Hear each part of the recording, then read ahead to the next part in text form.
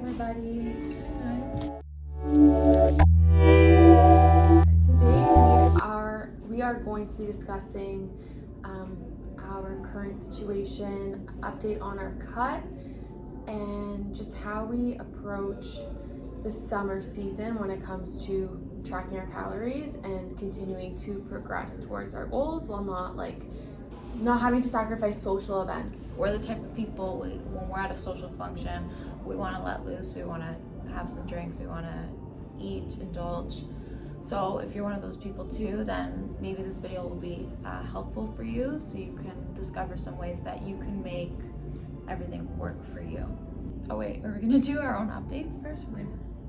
Sofa's up late. I didn't have a great sleep. Oh yeah, sorry if it's a little, I'm really tired today. I feel like in every single one of our videos. We have this reason why we're stupid. So yeah.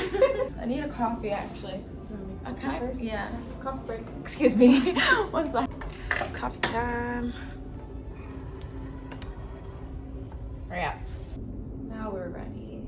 So we'll go through our own updates, and then we'll kind of talk about how we navigate during the summertime and with events coming up.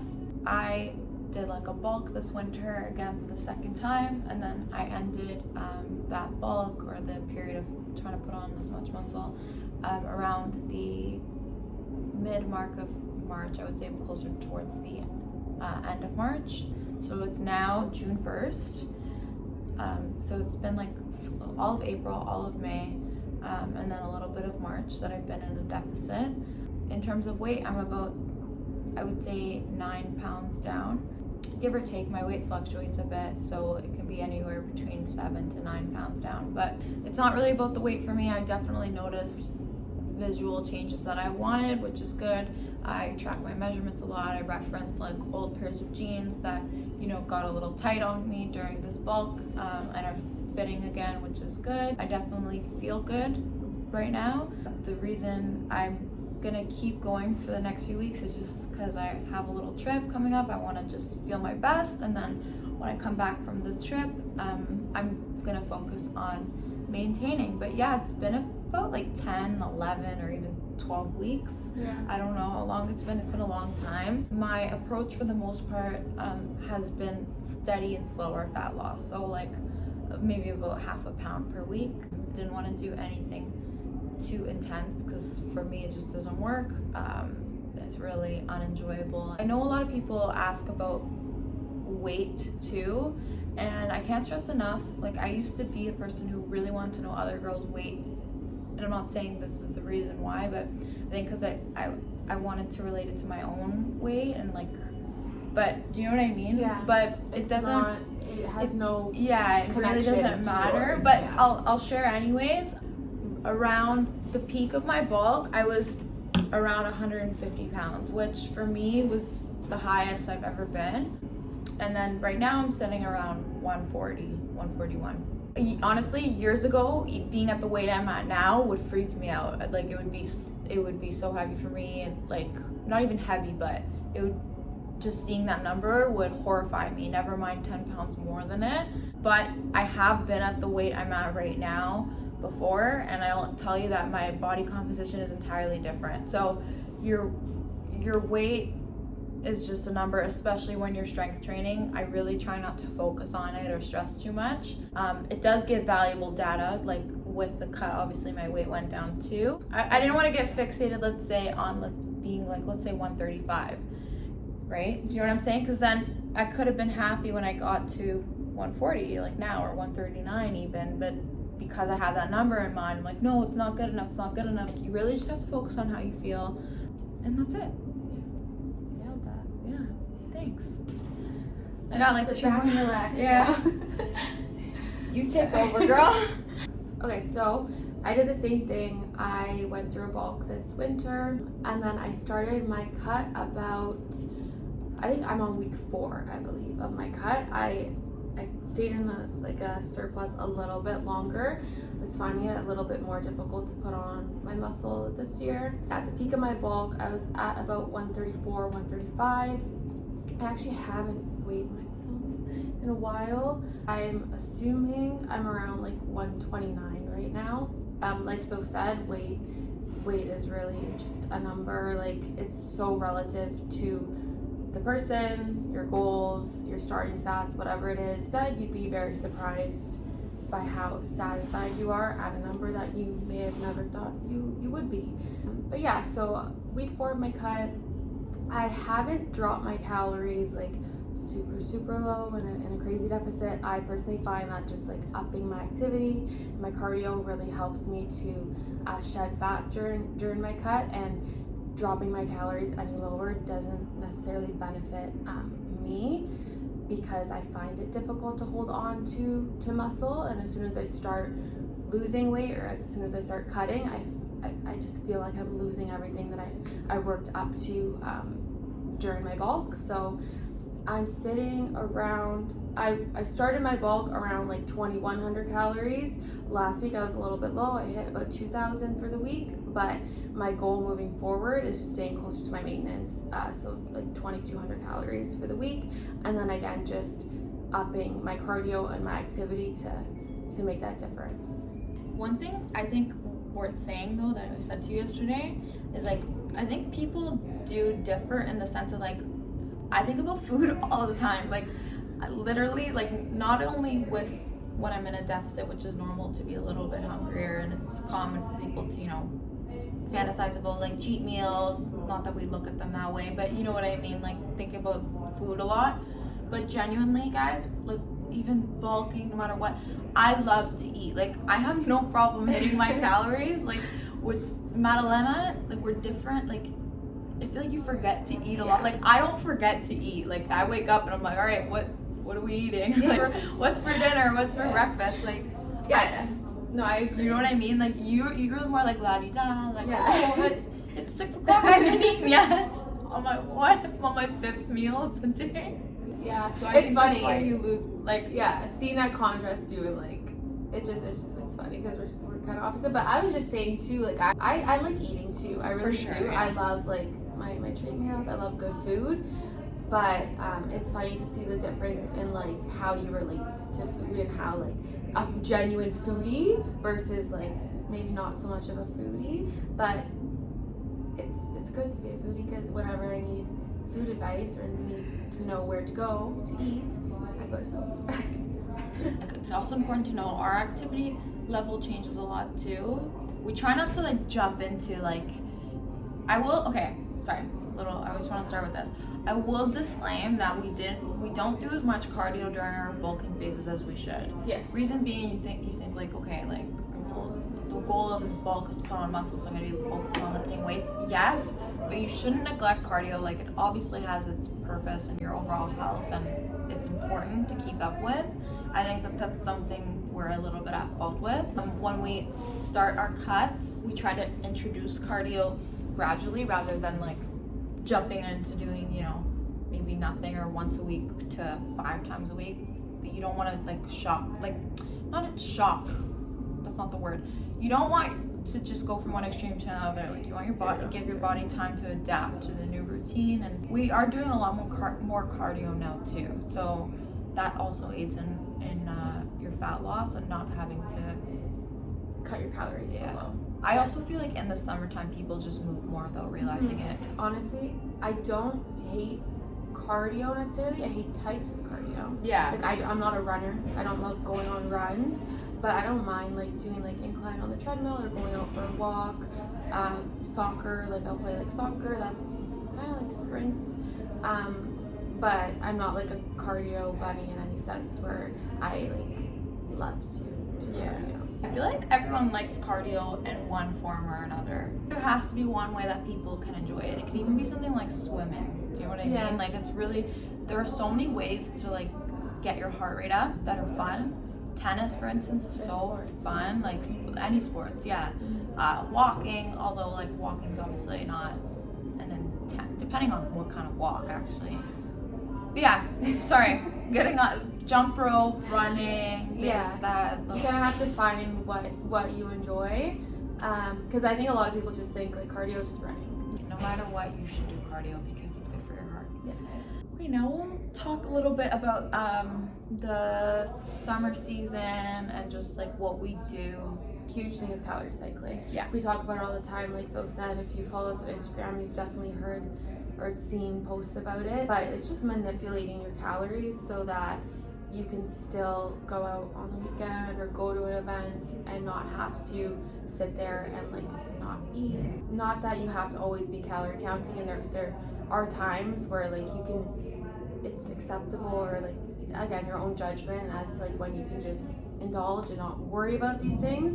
But when you have specific goals, obviously calories do play an important role in reaching those goals. You won't really throw your progress out the window one event, but if you have that mentality for several events, then obviously it will add up over the weeks. Like if you have 1 or 2 bad weeks, like it happens to people, but you're not going to revert back to like months ago.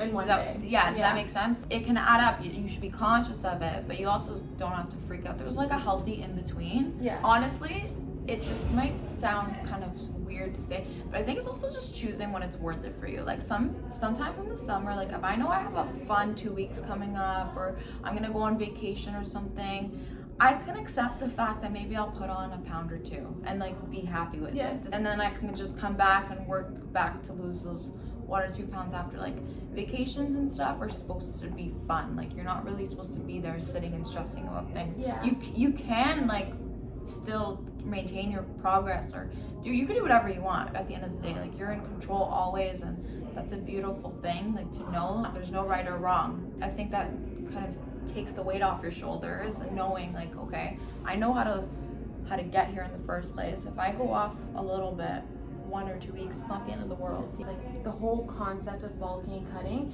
just proves the point that as long as you're knowledgeable in the sense of like your calories and like understanding how to manipulate these numbers, the power you have in changing your body when you want to. Like we intentionally put on weight and then we intentionally cut back. Mm-hmm. But just understanding those numbers, understanding how to do it, like there's no like, oh, I can't get back to this place, or I can't get up and weigh. Like you can. Yeah. It's just understanding again how to do it. I was saying this to her yesterday. Something I realized that really works is, I say the weekend, by the way, because that's usually when events happen, but sometimes you'll have something in the middle of the week, like a nice dinner, so it obviously varies. But I think what I find that I do in the summertime, like July and August, that works the best is like I'll be in a minor deficit during the week.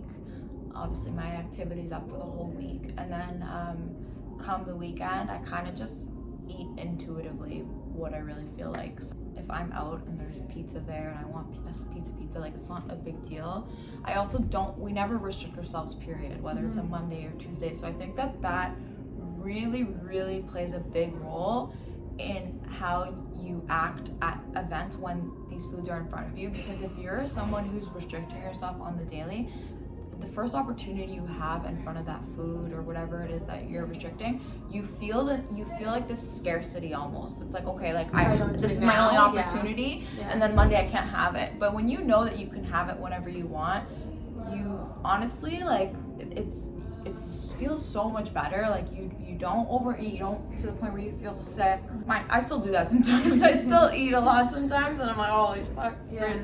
That is huge. Yes. Like just not being restrictive. Like you don't have to go nuts. Like, okay, it's there, and then you also just choose what's worth it for you.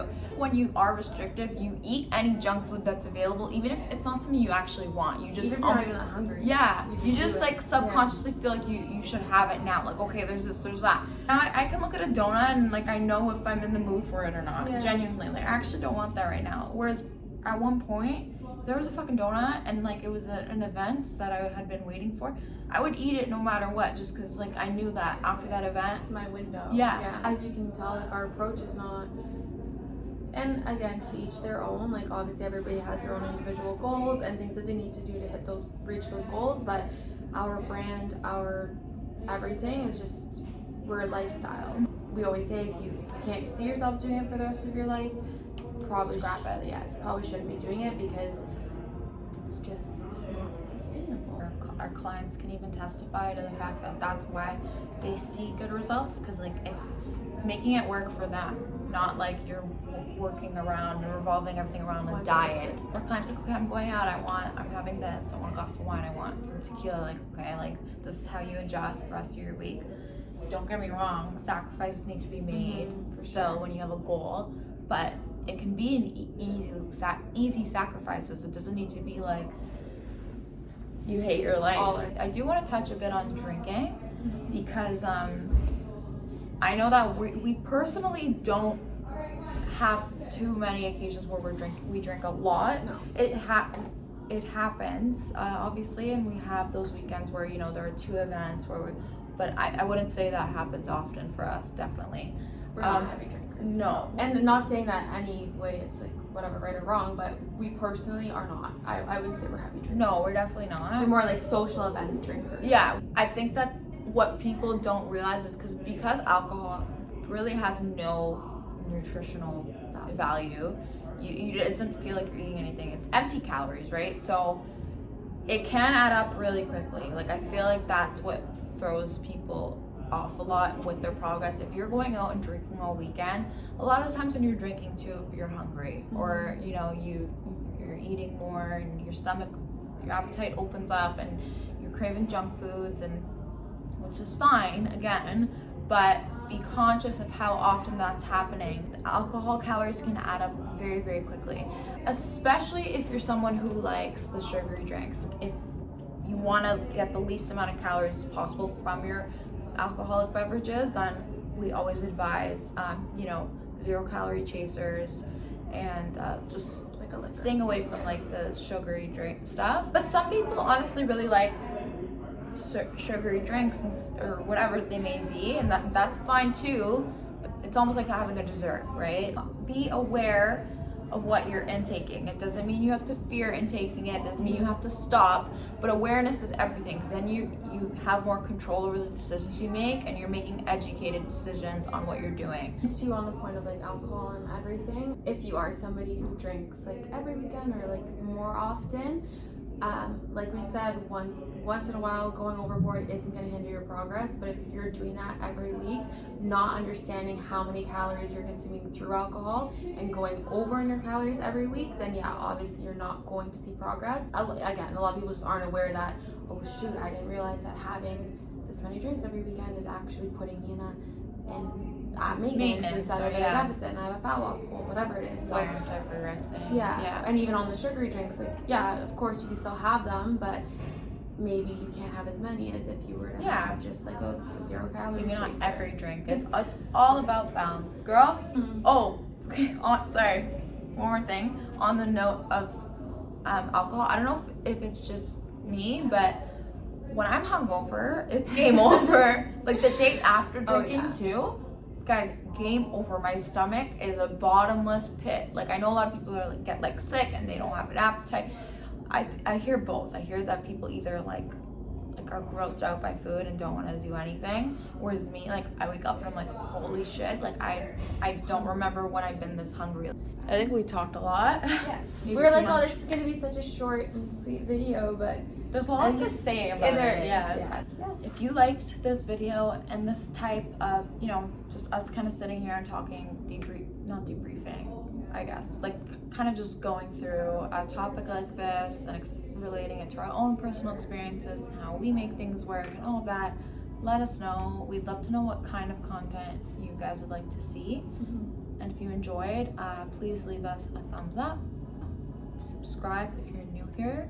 We're kind of like new to YouTube again, so, join our crew. Thanks for watching. Thanks, guys. See you next time.